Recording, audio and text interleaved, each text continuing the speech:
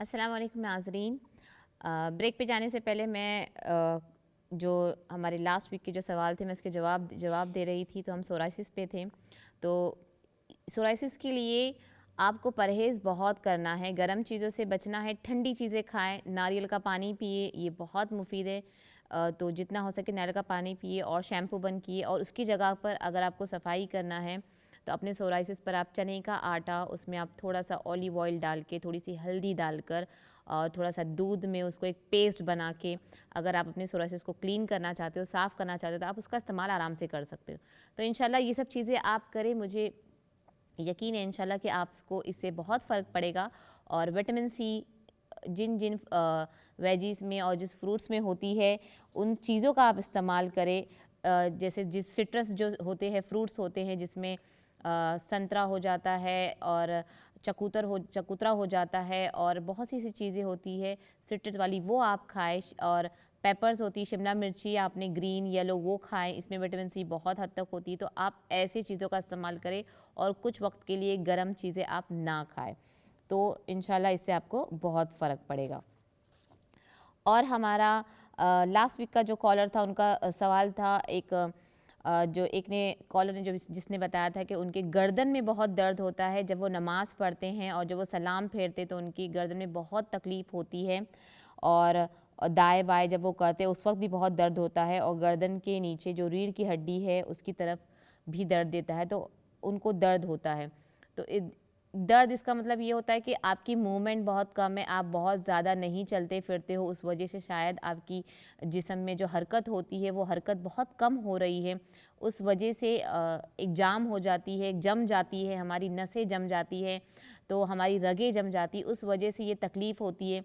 या फिर ये भी हो सकता है कि आप सोते वक्त, सोने में अगर आपका जिस्म या आपका सर बहुत ज़्यादा ऊंचा हो, जैसे आपने अपना जो तकिया है वो बहुत ज़्यादा ऊंचा लिया हुआ हो और आपकी गर्दन नीचे हुई है, तो उसकी वजह से भी आपको दर्द हो सकता है। बहुत सी वजूहात है कि उसकी वजह से हमारे गर्दन की नसों में जो दर्द होता है, जो और स्टिफनेस होती है, जाम हो जाती है, उसकी वजह से भी दर्द हो सकता है ये। तो कोशिश करें कि सबसे पहले अगर आपने ऊंचा तकिया लिया हुआ है तो रात को सोते वक्त ऐसा तकिया ले जो आपके जिस्म को और अपने आपके सर को एक सरा रखे।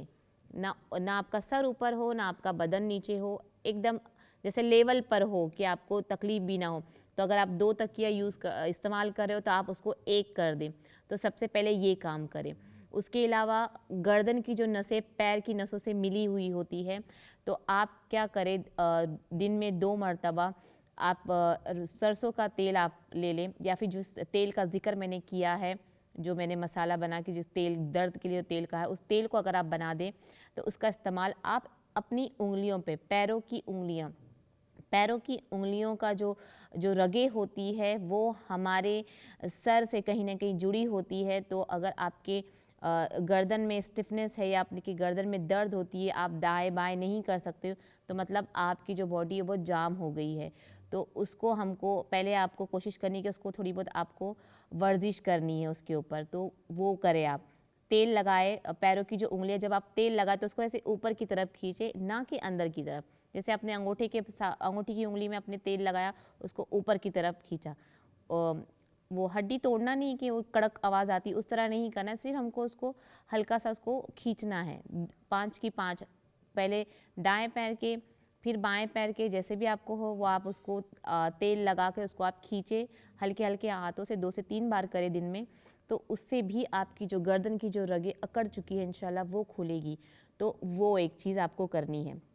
उसके अलावा आपकी जो गर्दन की जो मूवमेंट है उसको आपको दिन में 2 बार, या आप बैठे हुए हो या फिर आप कुछ नहीं कर रहे हो या कुछ कर रहे हो, आप फारिग वक्त हो आपके पास, तो आप अपने जो गर्दन की मूवमेंट है, जो गले की, जो आपके सर की मूवमेंट है, वो आप उसको गोलाई, जैसे आपने ऐसे गोलाई की तरफ कर लिया, जैसे अपने ऊपर यहाँ से लेके वहाँ तक ऐसे जिस तरह हम सर्कुलेट करते वैसे हम सन बनाना है, हमको एक जैसे सूरज कैसे होता है आधा, उस तरह आपको मूवमेंट करना है, आपको एक्सरसाइज जैसा करना है। ये आपको जब वक्त मिले आपको तब करना है। इससे क्या होगा कि आपकी जो सर, जो हमारे जो गर्दन जो जकड़ गई है इंशाल्लाह उससे आपको फ़र्क पड़ेगा। तो ये एक चीज़ आपको करनी है। इसके अलावा आप पानी बहुत पिए, पानी पिए और अपने अनार का जूस पिए, ये बहुत मुफीद होती है। अगर खून की कोई कमी हो गई हो या खून की नस शरियाना में हमारी तकलीफ़ हो गई हो या दर्द हो गया हो या कमी हो गई, तो इससे वो फ़र्क निकल जाएगा। और जब आप अनार का जूस बनाएं तो एक अनार वो आप अपने इस्तेमाल के लिए रखिए, कि आप जब जूस बनाओगे तो एक अनार पूरा वो आपके लिए होना चाहिए, क्योंकि अनार के एक दाने में जन्नत का पानी होता है। तो इसलिए एक जब आप खाओगे तो एक अनार पूरा वो आप अपने लिए खाएं और उसका जूस आप खुद बना के पिए। और अगर कोई दूसरे अफराद को चाहिए, दूसरे फ़र्द को चाहिए, तो आप उसके लिए अलग से अनार रखें, तो इसका इस्तेमाल करें। इसके अलावा आपको क्या करना है, एक मैं आपको चाय बताती हूँ जो तेज़ पत्ते की होगी। तेज़ पत्ता एक आपने लेना है, और जैसे आपने 1.5 कप पानी ले लिया, वो आदत पानी ले लिया, उसमें आपने एक तेज़ पत्ता डाला, बड़ा वाला अगर है तो बड़ा डालें, छोटा है तो 2 डालें आप, वो डालें। और हाफ टेबल स्पून, जैसे हाफ चाय का चम्मच आपको अजवाइन डालना है। इसको आपको पकानी है, अच्छा पकाए इसको। जब ये पककर 1 गिलास बन जाए, 1 कप बच जाए, तो उसमें आप शहद डाल के उसको आप इस्तेमाल करें दिन में 2 टाइम, सुबह के वक्त या रात को सोते वक्त। आप खाने के बाद भी पी सकते हो, जब आप सुबह को नाश्ता खाने के बाद भी पी सकते हो, उससे पहले भी इसका इस्तेमाल कर सकते हो, इसमें कोई पाबंदी नहीं है। अगर आपको शुगर है तो आप अगर शहद का इस्तेमाल नहीं करना चाहते हो तो आप काले गुड़ का इस्तेमाल कर सकते हो। काला गुड़ बहुत मुफीद होता है, तो आप उसका इस्तेमाल भी कर सकते हो। तो जो आपको अच्छा लगता है आप उसका इस्तेमाल बाकायदगी से करें, तो इंशाल्लाह इससे आपको फ़र्क पड़ेगा।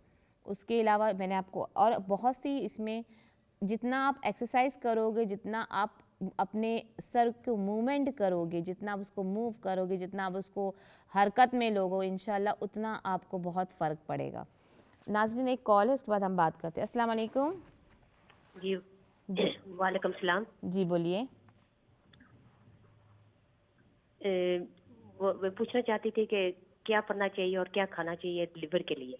किसके लिए? लिवर के लिए, लि, लिवर जो वो गैस हो जाता है बहुत, और बहुत तकलीफ होती है पेट में भी, और उसी वक्त उल्टी भी हो जाती है। अच्छा, फैटी लीवर के हिसाब से आप बोल रहे हो, क्या खाना है क्या नहीं खाना है, ठीक है। हाँ, क्या कुछ पढ़ना चाहिए, क्या कुछ भी बेहतर है वो पेट अच्छा, के लिए। पेट का दर्द बहुत बढ़ गया है। पेट का दर्द बढ़ गया है, अब कोई दवाइयाँ लेते हो आप? वो पंट्रोपोजोल, क्या बोला आपने? वो अम्प्रोजोल होती है ना। अच्छा अच्छा, तो पेट का दर्द होता है, ठीक है, इंशाल्लाह हाँ मैं पेट बताती के, हूँ। हाँ ठीक है। बचाए कि बहुत तकलीफ होती है वो डकार वगैरह बहुत आते हैं। क्या आते हैं बहुत? वो दुकान की बात है, वो बेर पर भी बहुत करते हैं। मैं समझी नहीं, सॉरी। उसके बाद जलन बहुत होती है। जी, आपने कहा जलन बहुत होती है।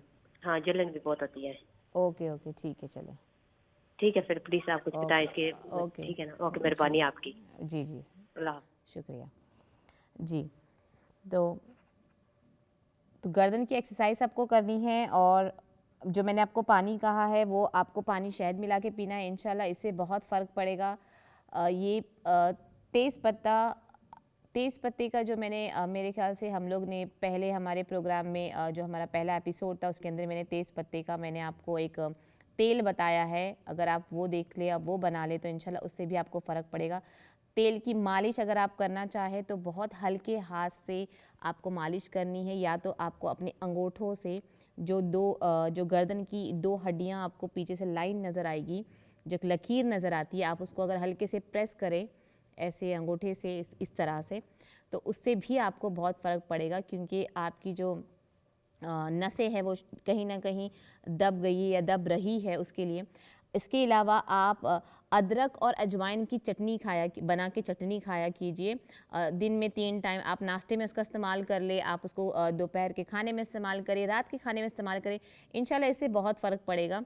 क्योंकि ये जो चटनी है ये भी हमारी रगों को खोलती है, तो उससे जो दर्द होती है, तो आपने अजवाइन जितना आपको लेना है उस वो हिसाब से आप अजवाइन ले ले और अदरक ले ले, हम वज़न भी ले ले, आप उसको एक चटनी बना ले। आपको अगर नमक का इस्तेमाल करना हो तो आप नमक का इस्तेमाल कर सकते हो, या तो आप नमक नहीं इस्तेमाल करोगे तो और भी बेहतर है, तो आप इसका इस्तेमाल करें। उसके अलावा अलसी और मेथी, हम वज़न, इनको आप मिक्स करके पीस ले, और इसको आपको पीना है दूध के साथ खाना खाने के बाद। तो आपको ये देखना है कि आपको उसको दोपहर को खाना है या रात को खाना है। तो ये एक चीज़ है। तो तेज़ पत्ते का जो पानी मैंने जो चाय बनाने के लिए कहा है, वो चाय आप दिन में 2 बार पी सकते हो। तो जैसा आपको समझ में आता है, जैसे आपको टाइम है, आप वो हिसाब से ये खा, लेकिन चटनी का इस्तेमाल आप इंशाल्लाह करें तो आपकी जो तकलीफ़ है, दर्द है, वो बहुत फ़र्क पड़ेगा। और उसके अलावा आपने अगर उसकी मसाज करनी है तो हल्के हाथों से उसकी मसाज के लिए इंशाल्लाह उससे बहुत फ़र्क पड़ेगा। हम और हमारे आज के जो प्रोग्राम में थे, जो फर्स्ट जो सवाल था, इंशाल्लाह उसका मैं जवाब दूंगी, क्योंकि उन्होंने मुझे आवाज़ सही नहीं आ रही थी। लेकिन जो शुगर के बारे में जिन्होंने मुझसे कहा है कि शुगर, इनको बहुत ज़्यादा शुगर हो गई है और इनकी आँखों में शुगर आ रही है, और डॉक्टर ने और इनकी एज भी 50 है, इनके बच्चे भी है, बहुत परेशान है खातून। तो इंशाल्लाह देखिए, इसके लिए आप सबसे पहले अगर आप परहेज़ करें, यकीन माने, शुगर ऐसी बहुत सी बीमारी है जो जिसको आप ख़त्म कर सकते हो, लेकिन ख़त्म करने के लिए वो पूरी तरह से आपके जिस्म से चली जा सकती है, लेकिन इसके लिए आपको पहले परहेज़ करना होगा। कहते हैं परहेज़ 1 महीना और फिर 1 साल तक आप उसको इंजॉय करो। तो परहेज़ आप 1 महीना करें। तो परहेज़ अगर आप करें और आपको लग रहा है कि आपकी शुगर लो हो रही, शुगर कम हो रही है, ख़त्म हो रही है, तो इंशाल्लाह फिर जैसे-जैसे आपका टाइम निकलेगा, आप फिर अपने नॉर्मल रूटीन पे आ सकती हो। तो शुगर के लिए आपने कहा कि आप मेथी खा रहे हो। देखिए, मेथी ये है कि आप किस तरह खा रहे हो, ये पहले मुझे पता लगना था कि मेथी किस तरह आप इस्तेमाल कर रहे हो।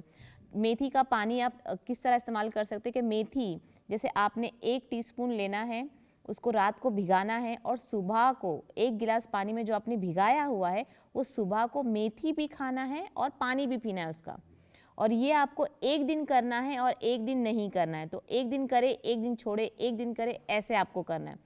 इसके अलावा अगर आपने करेले का जूस का इस्तेमाल रोज़ किया खाली पेट, बींचों के साथ, एक करेले को अगर आप बींचों के साथ पीस ले, उसको ग्राइंड कर ले, और फिर अगर आपने आधा गिलास, अगर आपने उस करेले के जूस को लिया है और उसमें आपने आधा गिलास पानी डाल के आपने पिया है, तो इंशाल्लाह इससे भी आपको बहुत फ़र्क पड़ेगा आपके शुगर में।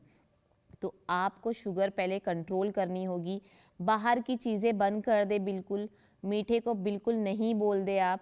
अगर आप रात को अगर आप कोई आटे की चीज़ खा रहे हो, वाइट चीज़ें जैसी होती है, वाइट मैदा हो जाए या फिर शुगर हो जाए, हर चीज़ें आपको कम करनी है। कम क्या करनी है आप, मैं तो बोलती हूँ आप छोड़ दें, कुछ वक्त के लिए आप एकदम परहेज़ करें।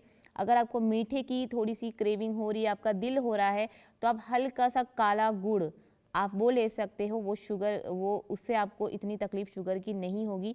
वो भी अगर आपको बहुत ज़्यादा क्रेविंग हो रही तो आप वो खा सकते हो। लेकिन आपको बाहर की चीज़ें बिल्कुल बंद करनी होगी। जो आप अगर किसी ऐसे कोई रेडी फूड का इस्तेमाल आप कर रही हो, जो खाली घर में लाके हमको गर्म करके खाना होता है, उसका भी इस्तेमाल बंद करें।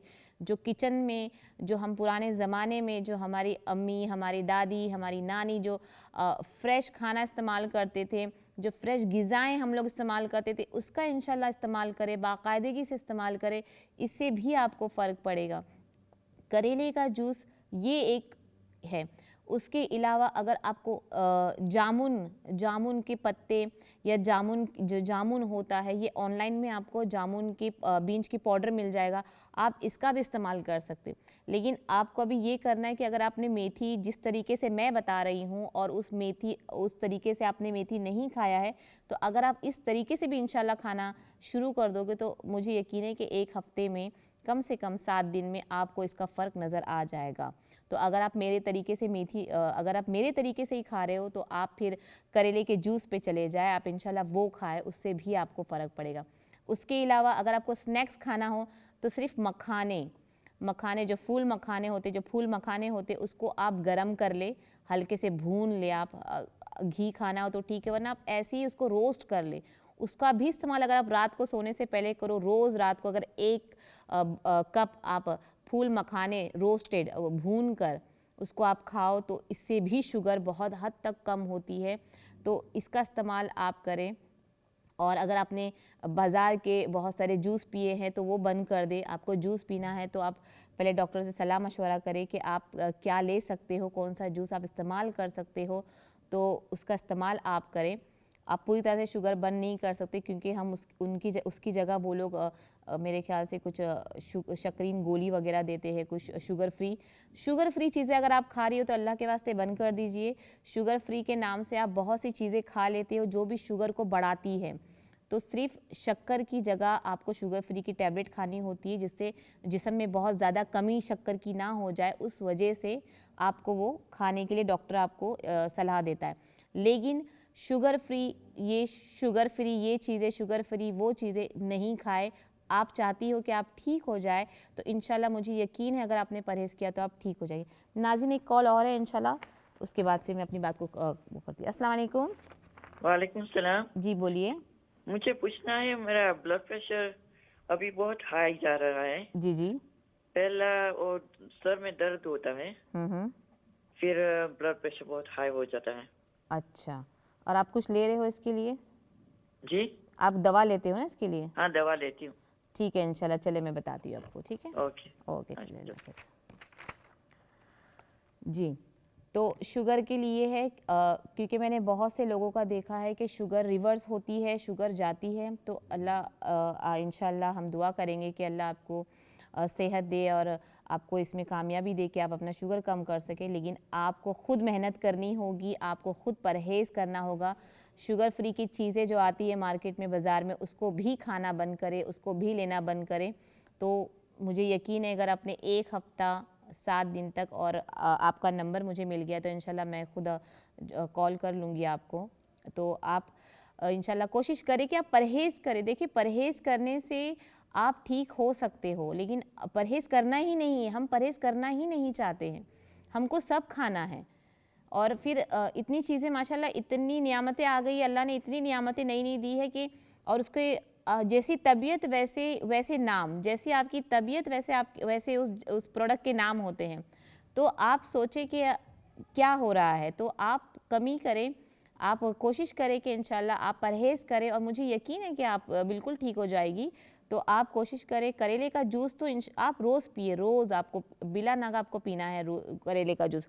और जिस तरह मैं मेथी कह रही हूँ, एक दिन छोड़ के एक दिन आपको पीना है, इससे भी बहुत फ़र्क पड़ेगा आपको। तो और मखाने भी आप एज ए स्नैक्स खा सकती हो, वो भी, उससे भी शुगर कंट्रोल होती है, तो आप इसका भी इस्तेमाल करें और मुझे यकीन है कि इंशाल्लाह आपको इससे फ़र्क पड़ेगा। हमारा दूसरा और एक कॉलर का सवाल था, एक बहन का कि सफ़ेद दाग उनको हो गए और उसमें ख़ारिश होती है, तो और छोटे छोटे दाने भी उस पर हो जाते। देखिए, सफ़ेद दाग अगर हो रहे तो ऐसा है कि शायद आप मैंने अंडा और दूध और मछली अगर हम साथ में खाएं तो सफ़ेद दाग बनते हैं। जैसे गरम चीज़ें एक साथ 2-3 गरम चीज़ें हम खा लें तो उस वजह से भी हमारे जिस्म में सफ़ेद दाग बनना शुरू होते हैं। और जिस्म में जो भी कमियां जो आती वो कहीं ना कहीं खून से ही मिली हुई होती है, कि खून की कमी, खून की गंदगी, खून का गाढ़ापन, खून का ज़्यादा पतला होना, ये सब चीज़ें बीमारी को ईजाद करती है। तो आप कोशिश करें कि आप भी जो है गरम चीज़ों से बचें, गरम चीज़ें ना खाएं, कुछ हद के लिए, कुछ वक्त के लिए उसको आप रोक लें और लिमिट में खाएं और अपने खाने पीने का ख्याल रखें। अपने खाने पीने में फ़्रेश खाना जो आप घर में बना के खा रहे हो, फ्रेश जूस जो आप घर में बना के पी रहे हो, उसका इस्तेमाल करें। आप गाजर के जूस का इस्तेमाल करें, घर में ही बना के उसका इस्तेमाल करें, उसके लिए बहुत फ़र्क इंशाल्लाह मिलेगा। और आप उसके अलावा आप जो चुकंदर है उसका जूस बना के पिए, इससे भी आपको बहुत फ़र्क पड़ेगा। मूली का इस्तेमाल मूली का जूस भी आप पी सकते हो, मूली के जूस से भी बहुत सी परेशानी हमारी ख़त्म होती, तो मूली का जूस आप पी सकते हो, हाफ़ कप आप बना के वो पी सकते हो मूली का जूस। तो ये 3-4 जूस है। इसके अलावा आपने सादा पानी की जगह आपको नारियल का पानी पीना है। आपने जब भी आपको पानी पीना है तो आप कोशिश करें कि उसमें आप तुक मलंगा डाल के पिए, ताकि आपके जिस्म में अगर गर्माश बहुत ज़्यादा हो गई है तो उसको आप ठंडा करें। और जो गोश्त है, जो रेड मीट है, वो बिल्कुल बंद कर दें। देखिए, गाय का जो गोश्त होता है वो कहीं ना कहीं नुकसानदाह ही होता है। गाय का जो दूध होता है उसमें अल्लाह ने बहुत शिफा दी है, और ये आप सल्लल्लाहु अलैहि वसल्लम की ये बताई हुई बातें हैं, उनका ये नुस्खा है, उनकी बताई हुई चीज़ें हैं कि ये चीज़ खाना है, ये चीज़ नहीं खाना है। तो अगर हम उस चीज़ पे इंशाल्लाह आ जाए तो यकीन माने कि हम बहुत सी बीमारियों से बच सकते हैं। तो गाय का जो दूध है वो बहुत फ़ायदेमंद है, गाय के दूध का घी बहुत फ़ायदेमंद है, पर गाय का गोश्त नुकसानदेह होता है कहीं ना कहीं। तो आपको रोज़ नहीं, आप उसको महीने में एक बार खा सकते हो, लेकिन आपको हर हफ्ते भी उसका इस्तेमाल करना मुफीद नहीं है। तो कोशिश करें कि आप रेड मीट से बचें, क्योंकि बहुत से लोग गोश्त नहीं खाते पर कीमे का इस्तेमाल करते हैं कबाब वगैरह के लिए, तो उसका इस्तेमाल भी ना करें। तो उस चीज़ों से बचें। और बहुत ज़्यादा गर्म चीज़ें जो होती है, जैसे बकरियों के ऑर्गन्स वगैरह जो होते हैं, उसको भी कुछ वक्त तक ना खाएं। अपने जिस्म को ठंडा रखें एकदम, कि बहुत ज़्यादा गर्म चीज़ें भी आप एक साथ, अंडा भी खा रहे हो आप, फिर उसके साथ चिकन भी खा रहे हो, फिर उसके साथ आपने मटन भी खा लिया है, फिर फिश मच्छी भी खा ली है, मछली भी उसी के साथ आप खा रहे हो, तो ये भी मछली अंडा आप एक साथ ऐसा नहीं खा सकते हो। तो हर एक चीज़ का वक्त बनाएं। तो ये कहीं ना कहीं उसी वजह से होती है। और आपने कहा है कि आपको खारिश और दाना होता है, उसमें जो दाने होते हैं, इसके लिए आप कलौंजी का पानी, जैसे आपने कलौंजी का पानी बॉईल कर लिया, चाय बनाए जैसे हम चाय बनाते हैं, कलौंजी का पानी जैसे अपने 1 कप अगर आपको चाय बनानी है तो आप 1.5 कप पानी लें, उसमें हाफ़ टी स्पून सिर्फ कलौंजी डालना है, सिर्फ और सिर्फ हाफ़ टी स्पून कलौंजी डालना है। उसको चाय की तरह बॉईल करें, उसमें फिर 1 लौंग डालें उसके अंदर, उस लौंग को भी जब वो साथ में पक जाए तो आप उसको शहद के साथ पिए, इंशाल्लाह इससे आपको फ़र्क पड़ेगा। इसके अलावा रोज़ सुबह शहद, प्योर शहद, अच्छा जो देसी शहद होता है, जो असली शहद होता है, वो उसका इस्तेमाल करें रोज़ सुबह पानी के साथ। आप गुनगुना पानी का इस्तेमाल कर सकते हो, इंशाल्लाह उससे भी आपको बहुत फ़र्क पड़ेगा। क्योंकि जब ऐसी कोई बीमारी जिस्म में आ जाए जो हमें समझ नहीं आती, तो हमें नुस्खे जो है वो नबवी नुस्खों का इस्तेमाल करना चाहिए, इंशाल्लाह उससे बहुत फ़र्क पड़ता है। तो और इस यकीन के साथ इस्तेमाल करें कि ये जो नुस्खे हैं वो हमारे नबी पाक सल्लल्लाहु अलैहि वसल्लम के बताए हुए हैं, तो ये सुन्नत है, तो इंशाल्लाह इससे हम बिल्कुल ठीक हो जाएंगे। तो इसका इस्तेमाल आप करें, इंशाल्लाह इससे भी आपको बहुत फ़र्क पड़ेगा। और खारिश के लिए छोटे छोटे दाने होते हैं, तो मैंने अभी यही प्रोग्राम में खारिश के बारे में बहुत सी चीज़ें भी बताई हैं। तो इसके अलावा मैंने कहा था नमक के पानी से आप उसको साफ़ करो तो उससे फ़र्क पड़ता है। और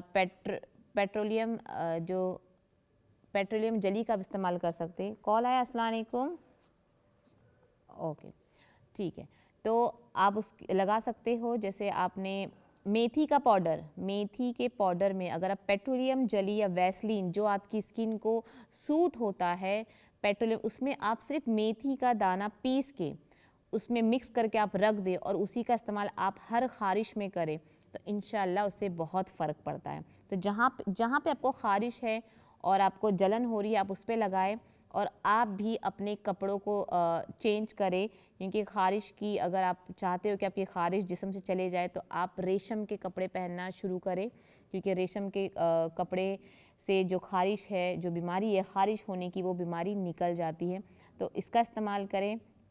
और साथ ही साथ ज़मज़म के पानी का इस्तेमाल करें, आपके पास है तो आप उसको पिए या अपने उस सफ़ेद दाग पे लगाए, इंशाल्लाह उससे भी फ़र्क पड़ेगा। तो ये 2 से 3 नुस्खे जो मैंने आपको बताए हैं, इससे आपको इंशाल्लाह ज़रूर फ़र्क पड़ेगा। और घर का खाए, फ्रेश बना के घर में ताज़ा खाना खाएं, इससे बहुत बहुत फ़र्क पड़ता है। तो आप कोशिश करें कि इन चीज़ों का इस्तेमाल आप कर सकें। तो और एक मुझे किसी का कॉल जो आया था, मेरे बीपी का बहुत बताया था उन्होंने। देखिए हमारे प्रोग्राम का वक्त भी बहुत थोड़ा सा है, तो मैं अगर इसका जवाब मैं दूँ तो हमारा वक्त ख़त्म हो जाएगा।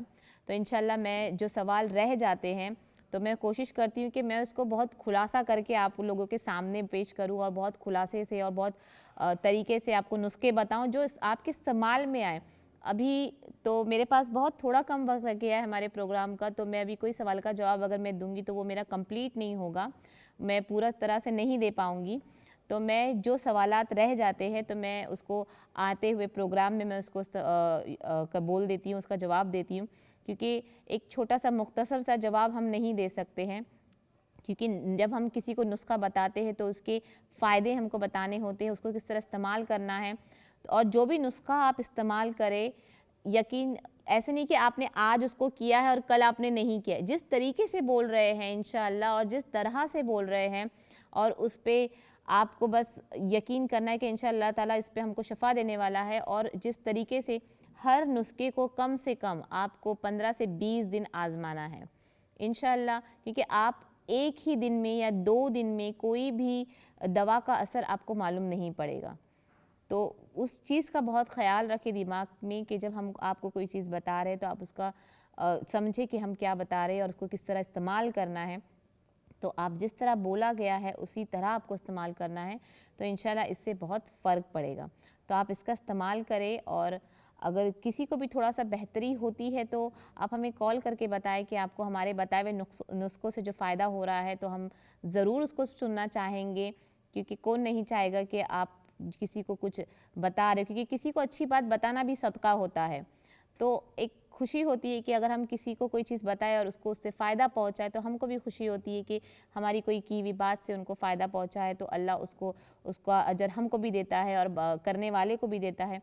तो आप इंशाल्लाह ये सब चीज़ें हमें भी ज़रूर बताएगा। और जो मेरे सवालात रह गए इंशाल्लाह मैं आते हफ्ते उसका जवाब दूंगी। तो मैंने बहुत उन चीज़ों का जवाब दे दिया। अच्छा, बीपी का जिन्होंने मुझसे कहा था, मेरे लास्ट मेरे ख्याल से लास्ट जो प्रोग्राम हुआ था बीपी के बारे में मैंने उनको बताया है, बीपी के पूरी जो डिटेल मैंने डिटेलिंग, और मैं किसी को भी जब जवाब देती हूँ तो बहुत डिटेलिंग के साथ जवाब देती हूँ।